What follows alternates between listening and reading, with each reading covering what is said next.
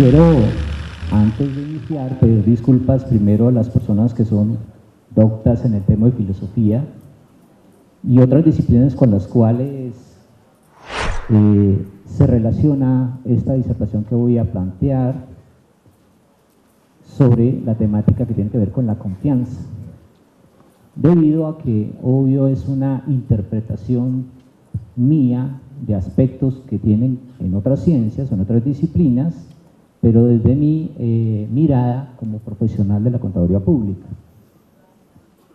Este es también un producto de un proceso investigativo realizado como docente de la Universidad de San Buenaventura y digamos que la intención es poder compartir con ustedes esta temática que realmente me apasiona por el contenido y por la digamos, alineación que tiene con el ejercicio del contador público. Entonces, vamos a establecer cómo a partir de la contemporaneidad, que no es más que una realidad actual y de diferentes aspectos estructurados dentro de esa realidad, existen herramientas humanas para salvar la confianza pública a partir de características propias de los actos que realizamos como seres humanos en el ejercicio de la profesión de contador público. Así vamos a plantear que a través de pensamientos filosóficos o planteamientos filosóficos en torno al concepto de la ética, recordaremos conceptos propios que también tiene la profesión liberal de la contaduría pública y concluimos cómo el contador público considera o puede considerar aspectos más cercanos a su ser como persona y su dignidad como ser humano en la generación de la confianza pública, pero que en el ejercicio muchas veces esto es superado por los paradigmas económicos que inducen a actos impropios de su deber ser. Para esto, el contador público tiene una responsabilidad dentro del proceso de construcción y cambios en la sociedad, y a partir de sus estructuras económicas es que lo realiza. El contador público contribuye a fortalecer los productos y resultados de su labor. Estos son información para mantener las relaciones entre agentes, entre personas y entre agentes y personas. Se establece por disposición de la Ley 43 del año 90 la responsabilidad de generar confianza pública, por lo cual es necesario discutir sobre esa responsabilidad encontrando argumentos desde otras aristas que permitan comprender su significado e implicación requeridas hoy frente a lo que podemos denominar nuevo lenguaje de los negocios. El origen actual de tales argumentos son esencialmente disciplinares, es decir, los referentes plantean esas responsabilidades a la contabilidad. Y la ética de la profesión o de las profesiones son consideraciones a seguir a través de una serie de reglas o conceptos puntuales establecidos en la ley. Al estudiar el concepto siguiente de la fe pública que plantea la Ley 43 de 1990 y otras disposiciones de carácter legal nacional, se podría rastrear conceptualmente la importancia de dar fe pública en Colombia. Y esto muy seguramente muchos de los contadores y estudiantes de contaduría pública lo han analizado ya. Se encuentra entonces la contribución ética de la fe pública en la generación de la confianza y se relacionan implicaciones disciplinares de los contadores públicos a partir de sus actuaciones profesionales. Así, finalmente, se puede establecer que más allá de esos conceptos e implicaciones, solo y por virtud de los actos que involucran los valores, el carácter profesional y personal y la dignidad humana, es posible generar confianza, y que lo establecido por legalidad es una forma de designar racional, mas no en sí mismo la naturaleza que genera confianza. Siguiente. No es necesario hacer mayores esfuerzos para darse cuenta que la sociedad global vive en una crisis de confianza. La prensa lo demuestra, ¿no? Se ha venido revelando constantemente que existen muchos referentes estadísticos respecto a la reducción de confianza entre agentes, entre personas y entre agentes y personas. Acá surge un problema mucho mayor y más complejo que reviste un análisis y tiene que ver con la doble moral de las personas en las empresas, en la política y en los gobiernos.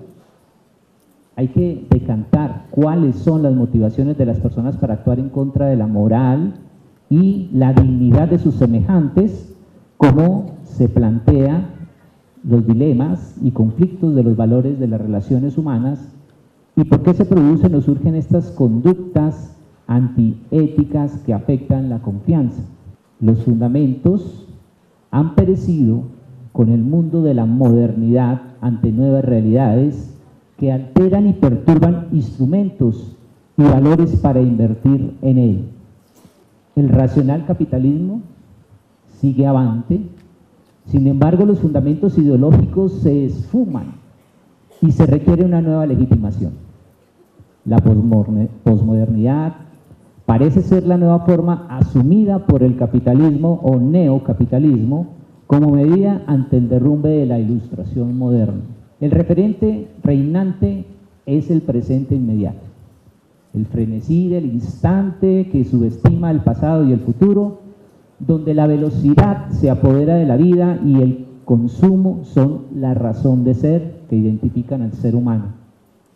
La sociedad se ha desleído y se ha vuelto líquida, liviana, donde todo lo sólido se desvanece en el aire, donde el pensamiento crítico ya no es un valor y ha sido relegado a la academia, sometiéndolo a lo funcional.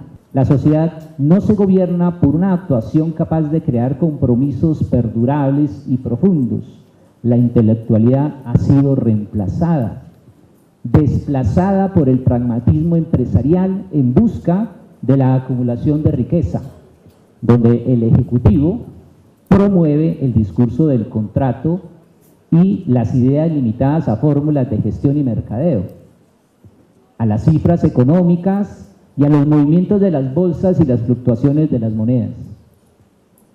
Podemos aquí revisar nuestro referente actual de la profesión, el cual se convierte en un nuevo paradigma del trabajo profesional y que encuadra o limita la posición crítica del ejercicio, lo hace más relegado al paradigma económico y lo aliena en su capacidad de pensar y actuar, eliminando así la escasa libertad que se conserva en el desarrollo de la profesión contable.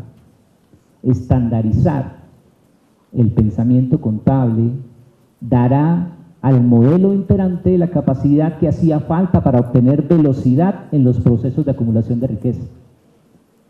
Explotar los recursos económicos, mano de obra, tierra, capital,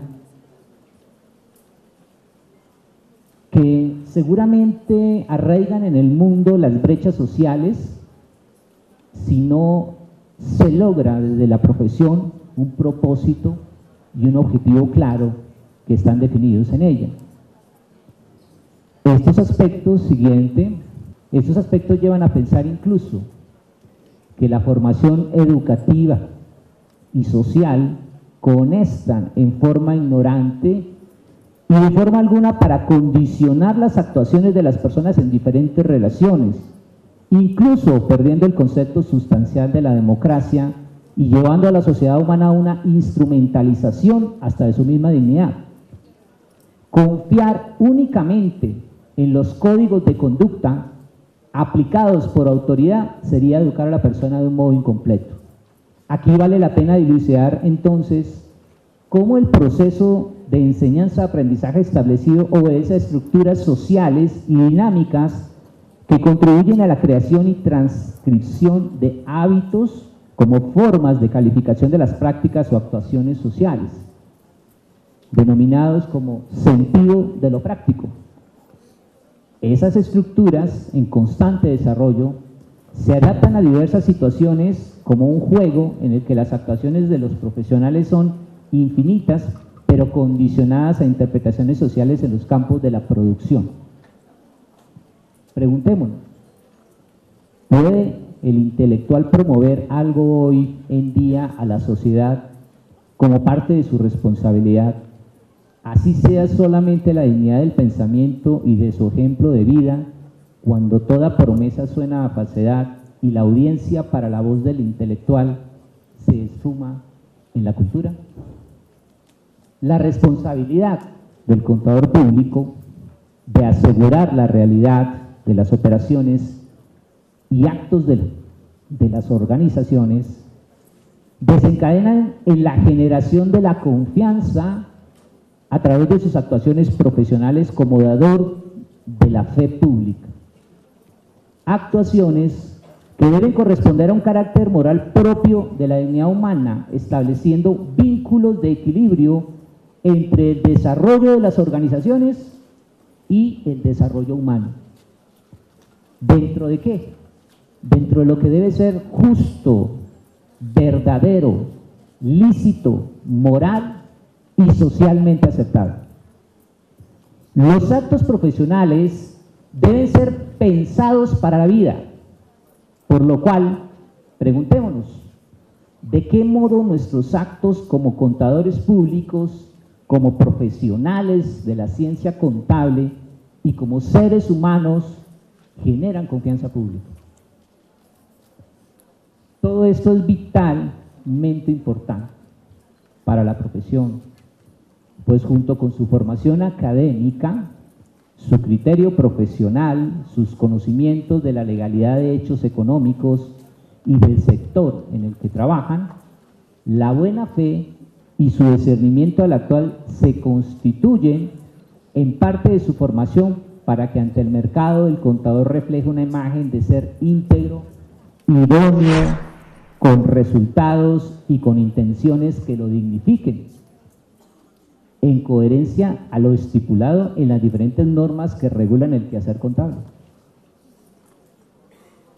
Dada la modernidad y los constantes cambios que se presentan en el contexto interno y externo de las organizaciones y de la crisis de la confianza latente en la sociedad actual, los procesos de enseñanza inculcados a la comunidad obedecerán a estructuras sociales y reglamentarias que toleran que los profesionales sean inconscientes de las conductas antiéticas y los valores incorrectos que se presentan en la sociedad, como la doble moral, por ejemplo, los cuales de una forma u otra también condicionan sus actuaciones. Siguiente, se debe tener claridad del papel que tiene la contaduría pública en el sector económico como lenguaje de los negocios, profesión liberal y una herramienta de análisis, de control social, de mejoramiento y de autocontrol de las diferentes prácticas administrativas y económicas en pro de la justicia y del bienestar colectivo. La sociedad y el mercado exigen del profesional contable un agente comprometido y comunicador de los diferentes hechos económicos que afectan a los individuos y a las organizaciones.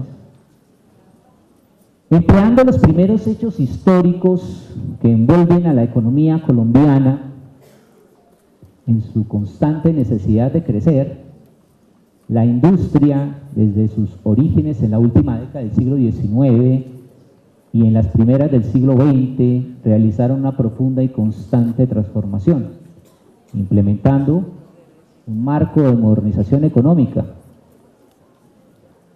cuya estructura democrática implementó el gobierno a través de herramientas enviadas por otros países en su interés de acceder y explotar la riqueza que el territorio colombiano ofrece. Según Pierre Bourdieu, en su libro, en su libro Franquicia en Colombia, describe la realidad de la economía colombiana pese a la crisis que se ha enfrentado en los distintos mercados del mundo en las 3 últimas décadas, y dice que se ha caracterizado por innovar y mantenerse al día en los distintos avances económicos con un crecimiento acelerado, involucrada en el poder político y público cuyo abuso de poder, siguiente, por parte de los gobernantes es aprovechado en el cargo sin importar a qué sector va dirigido o a costa del mismo riesgo, dando un paso a la búsqueda del dinero fácil, beneficiándose monetariamente en negocios ilegales y corrupción. Esta realidad se ve claramente a diario y es expuesta a toda la sociedad por los medios de comunicación. Por lo tanto, dicha realidad involucra no solo a contadores públicos en el crimen organizado, sino que también se determina desde diferentes tipos de sectores económicos, educativos, de protección y de seguridad social y sistemas de salud, entre otros, dejando cada vez un vacío de incertidumbre y desconfianza por personas que demostraron en su momento alta capacidad de liderazgo y visión gerencial en las diferentes organizaciones. No obstante, es necesario tener claridad sobre la realidad que hoy día enfrentan en el país los profesionales contables, los recién graduados y enfrentarán los futuros profesionales de la contaduría pública, ya que en la actualidad se debe cuestionar la clase de valores, así como el nivel de confianza a la que estos profesionales se enfrentan. En muchos casos, sin medir las consecuencias en la gran búsqueda de experiencia laboral. Diferentes autores plantean su posición respecto a la conceptualización del comportamiento ético y moral. Siguiente.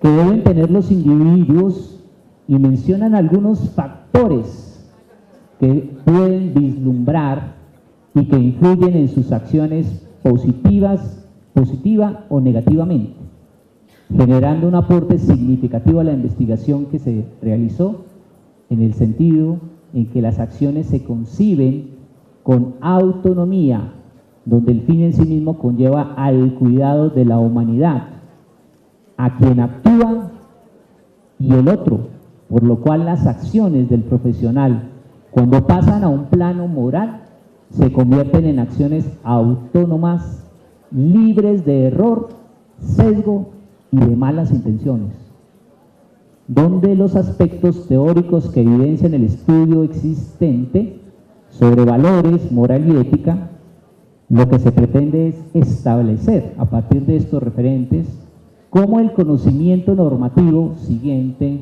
y positivista no logra motivar la sensibilidad humana que realmente caracterice un actuar propio para generar confianza pública.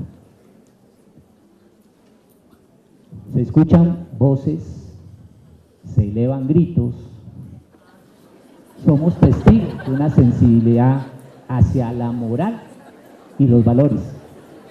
La familia, la escuela, la sociedad, la mundialización son objetivos de la crítica por su fracaso o su desviación en lo que respecta a su responsabilidad en la transmisión de los valores.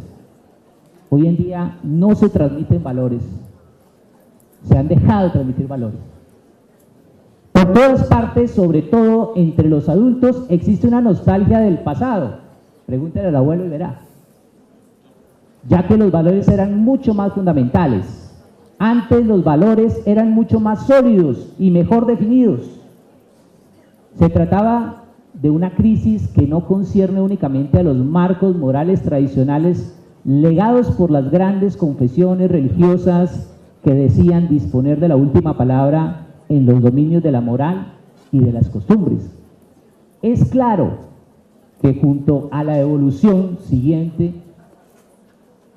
de la sociedad humana, de la tecnología, de la ciencia, de la estandarización propia del proceso de globalización en negocios y mundialización de la cultura, se establece un nuevo orden mundial, fundamentado ahora en una nueva arquitectura financiera gestada desde el capitalismo, producto de las escuelas anglosajonas, y que logra su desarrollo en Occidente.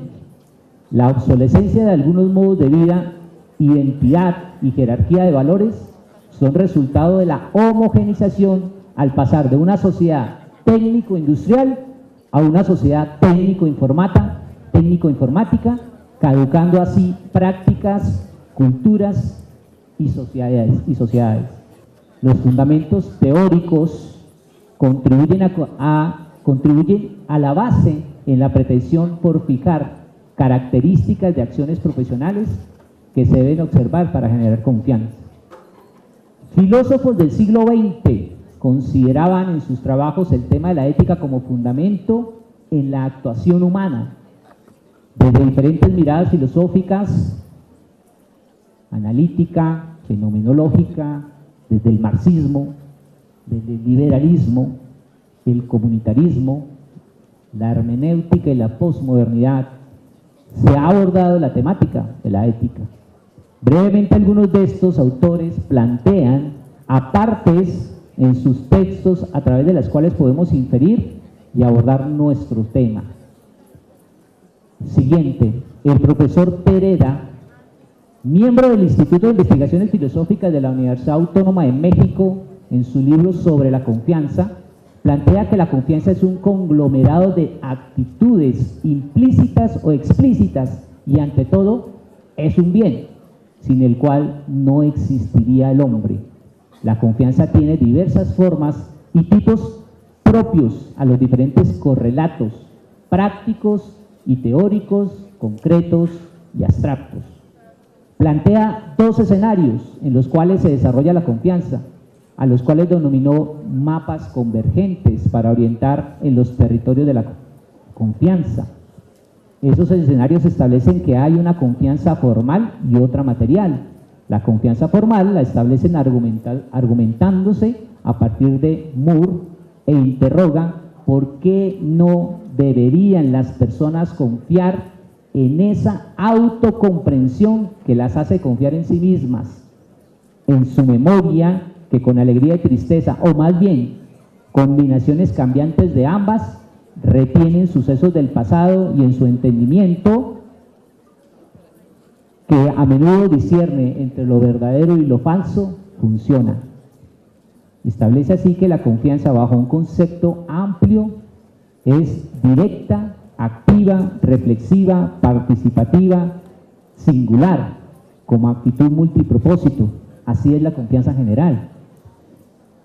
De otra parte, la confianza material es aquella que subsume las relaciones legales como forma de confianza, porque cuando se firma un contrato, también se confía en que la persona lo va a cumplir, sin dejar de confiar en que siquiera ha firmado tal contrato.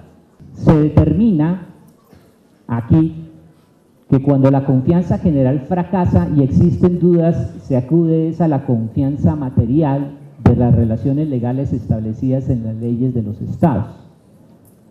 Ahora, la mundialización cultural trae consigo la práctica del miedo, imagínense.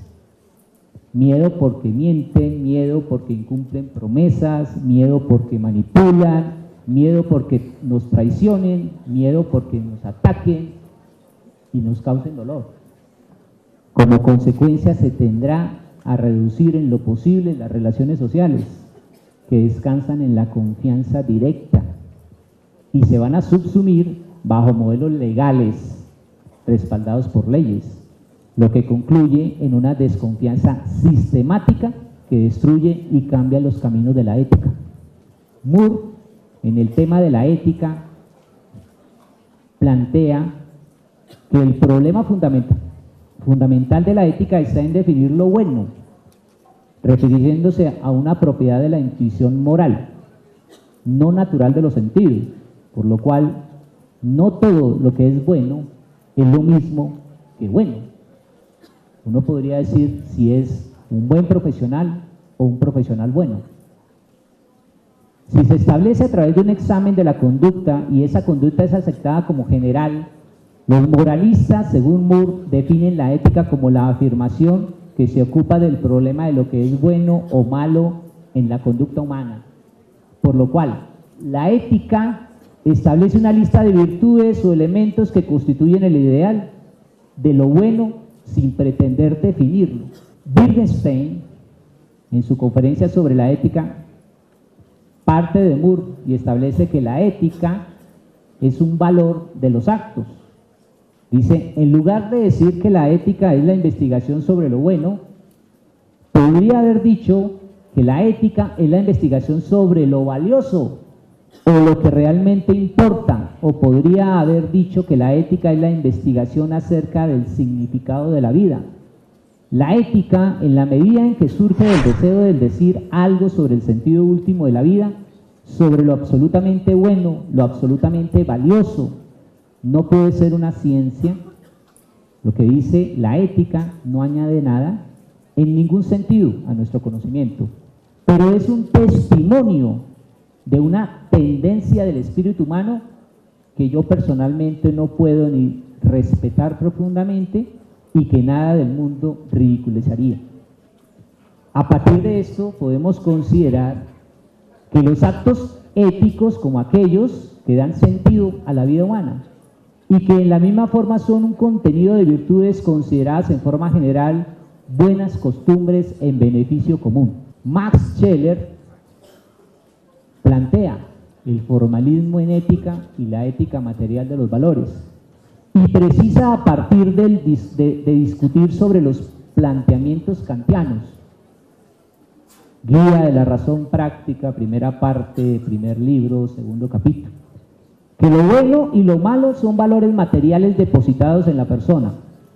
El ser mismo de la persona, quien los percibe por sus vivencias al sentirlos, independientemente y previo a las acciones que ésta realice. Por lo cual, limitarse a cumplir la ley o las normas no constituyen en sí el ser personal. De igual forma, tampoco sus actos son depositarios de valores morales, sino del poder para realizar el deber ideal. La persona existe exclusivamente en la realización de sus actos. En conclusión, la ética no puede ser un imperativo ni una obligación. Tiene que nacer de la persona. Los planteamientos de Scheler aportan a esta pretensión al permitir establecer que no se pueden considerar actuaciones realizadas en forma técnica y únicamente en cumplimiento de un orden legal como una actuación confiable, sino que deben ser producto del sentimiento personal, de la intencionalidad que tiene la persona y bajo una escala de valores. Ahí hay una generación de confianza. En el existencialismo es humanismo siguiente, Jean-Paul Sartre se realiza una defensa del existencialismo ante reproches del comunismo y de otras corrientes. Sartre considera que el hombre es un proyecto subjetivo y por tanto no existe nada previo a su intelecto, y el hombre será ante todo lo que haya proyectado ser, no de lo que quiere ser. Así, el hombre es responsable de lo que es y de su existencia. Para el existencialismo, la referencia de hombre es común a todos los hombres. En este orden de ideas, para nuestro propósito podríamos considerar que tal como Sartre expone, la elección del hombre siempre será actuar buscando lo bueno y que esta elección compromete su responsabilidad con toda la humanidad. Podemos entonces determinar que los actos que elegimos, y en este caso como contadores públicos, los actos que elegimos son actos que constituyen una imagen simbólica común del bienestar y que por lo tanto deben ser elecciones que fortalezcan la confianza y nos obliguen a actuar ejemplarmente. Hubert Habermas, ética discursiva, justifica el contenido de la moral bajo principios universales del respeto y la solidaridad para todos. En una sociedad moderna y pluralista como la actual, que busca una autodeterminación ética común, el respeto recíproco e igual a todos los exigidos por el universalismo, sensible a las diferencias, quiere una inclusión no niveladora y no cosificadora del otro en su alteridad. De esta forma, queda planteada la universalidad racional de la moral a través del discurso y las generalidades para el entendimiento de la posmodernidad, estableciendo que las prácticas generales pueden estar bajo una legislación de aceptación mundial. Sin embargo, la particularidad de las actuaciones depende de la autocomprensión personal y el carácter de quien actúa.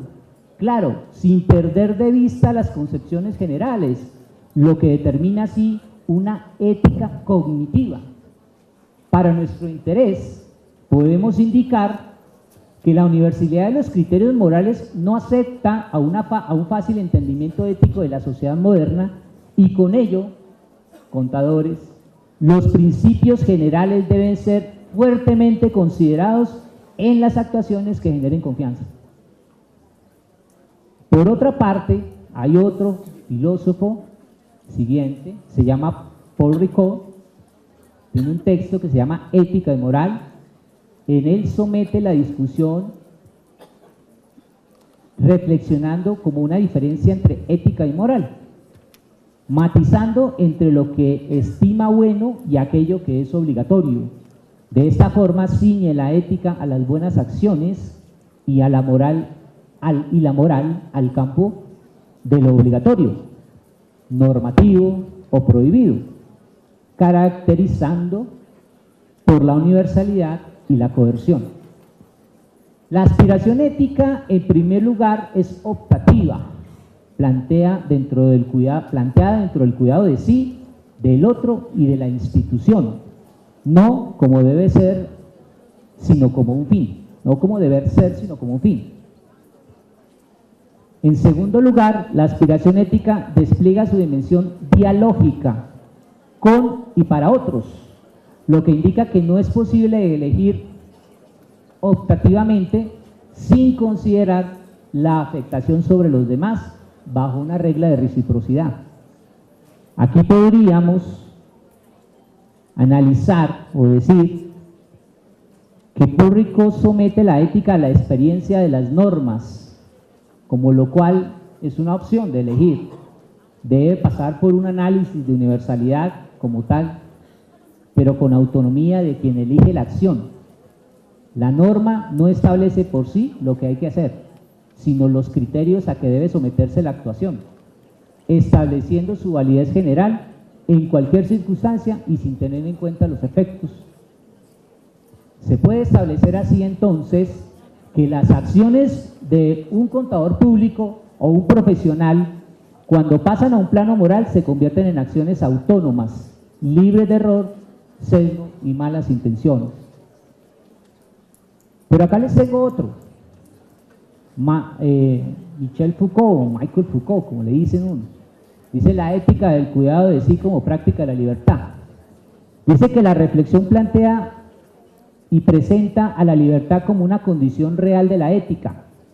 Sin embargo, también la ética es la forma reflexiva que adopta la libertad. De esta forma se articulan la ética y la libertad como una vivencia moral. Para Foucault, la libertad es una condición para la vida moral, pero no todos los actos libres son buenos en el ejercicio de libertad. Algunos no son de libertad.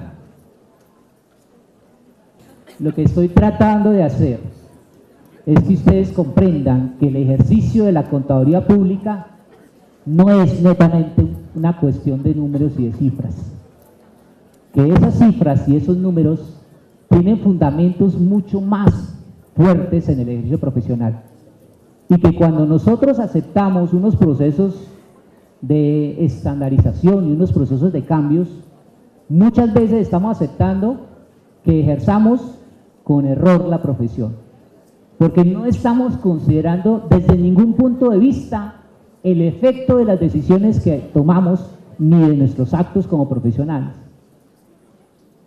Por eso es importantísimo entrar a estudiar profundamente otras áreas del pensamiento que nos permitan a nosotros como contadores públicos, a partir de otras disciplinas, entender nuestro quehacer profesional. Hay muchísimas cosas que uno como contador público se puede estar perdiendo de la vida solamente por estar dedicado a unas cifras, sin darles una conciencia de esas cifras, pretendiendo que el realizar una labor de presentar un estado financiero es suficiente en el ejercicio de la profesión, cuando realmente de fondo cualquier acto que usted desarrolle como profesional puede implicar abrir más las brechas sociales y generar más pobreza porque usted actuó de una forma equivocada, solamente ajustándose a una operación de tipo técnico. Y eso es sumamente importante. Esa es una discusión real que la profesión tiene que dar.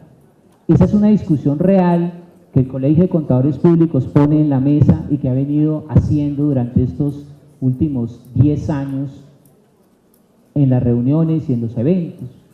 Porque es que, si bien es supremamente importante hacer un ejercicio profesional de alta calidad, con el cumplimiento de todo el tema normativo y legal, más allá de eso hay que considerar principios que dignifiquen a la profesión como contador público, como persona que la ejerce. Si decimos que la contaduría pública es una profesión liberal, tengan en cuenta lo siguiente: una profesión liberal sustenta su quehacer intelectual.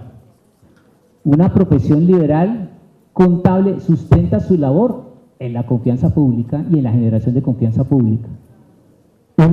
Una profesión liberal como la contaduría pública protege el interés público, entendiendo el interés público como el de todos, no como el del interés público, por ejemplo, que maneja IFRS o la Fundación IASPI.